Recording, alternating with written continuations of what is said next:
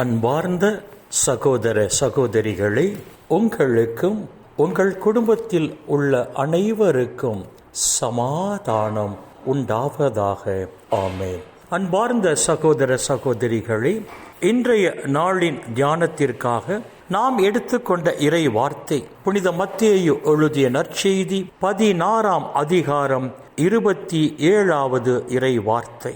மானிட மகன் தம் தந்தையின் மாட்சியோடு தம் வான தூதர்களுடன் வரப்போகிறார்.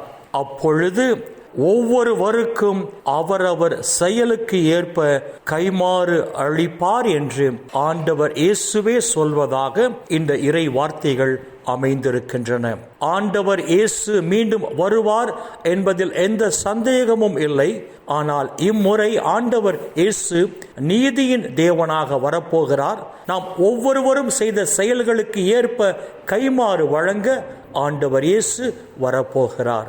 சக்கேயுவை போல் நம் உடைமைகளை பிறரோடு பகிர்ந்து வாழ்ந்திருப்போம் என்று சொன்னால் அவர் வரும் அந்த நாளில் நிலை வாழ்வை நமக்கு பரிசாக தருவார். மாறாக புனித மத்தேயு எழுதிய நற்செய்தி 19ஆம் அதிகாரத்தில் நாம் பார்க்கிற பணக்கார வாலிபனை போல் தம் உடைமைகளை பிறரோடு பகிர்ந்து வாழ மறுத்து தம் உடைமைகளை தானே அனுபவித்து சுயநலத்தோடு நாம் வாழ்ந்திருப்போம் என்று சொன்னால் நிலை வாழ்வை நமக்கு பரிசாக வழங்க மாட்டார். திருத்தூதர் பணிகள் நூல் 2ஆம் அதிகாரத்தில் நாம் பார்க்கிறபடி நம்பிக்கை கொண்ட மக்கள் தங்கள் உடைமைகளை பிறரோடு பகிர்ந்து வாழ்ந்ததாக இறை வார்த்தைகள் நமக்கு சொல்லுகின்றன.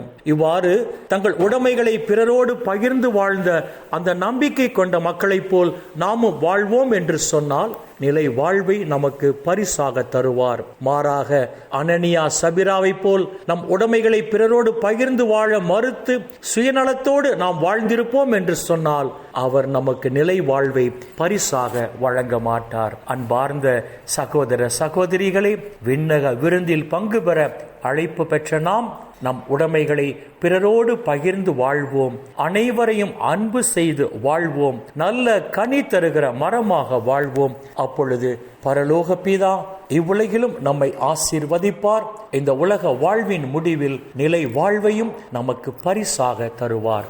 இந்த இறை சிந்தனைகளோடு நாம் ஜெபத்திற்குள் கடந்து செல்வோம். எங்களை நேசிக்கிற நல்ல பிதாவே, அப்பா, இந்த உலகில் இன்னும் ஒரு நாளை நீர் எங்களுக்கு சேர்த்து தந்தீரே. உம்முடைய கிருபைக்கு நன்றி சொல்லுகிறோம். உம்முடைய மகன் மீண்டும் வருகிற போது அவரவர் செயல்களுக்கு ஏற்ப கைமாறு வழங்க வருவார் என்று சொல்லி இறை வார்த்தைகள் தெளிவாக சொல்லுகின்றனவே.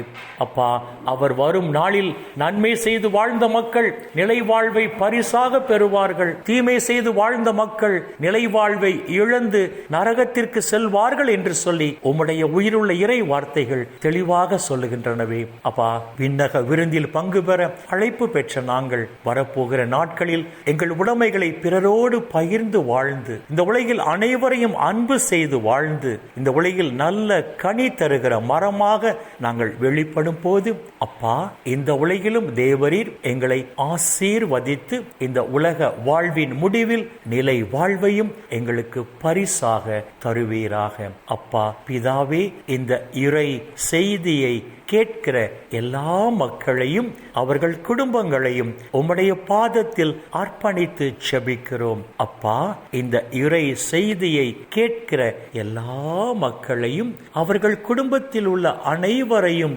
விண்ணக ஒளி பீடத்திலிருந்து தேவரீர் ஆசீர்வதித்து இவர்கள் தேவைகளை இந்த நாளில் நிறைவாக சந்தித்து இந்த நாள் முழுவதும் இவர்கள் மன நிறைவோடு, மன மகிழ்ச்சியோடு, மன அமைதியோடு, நலமோடு வாழ கிருபை செய்வீராக. இயேசுவின் பரிசுத்த நாமத்தில் ஜெபிக்கிறோம் நல்ல பிதாவே. ஆமேன், ஆமேன், ஆமேன்.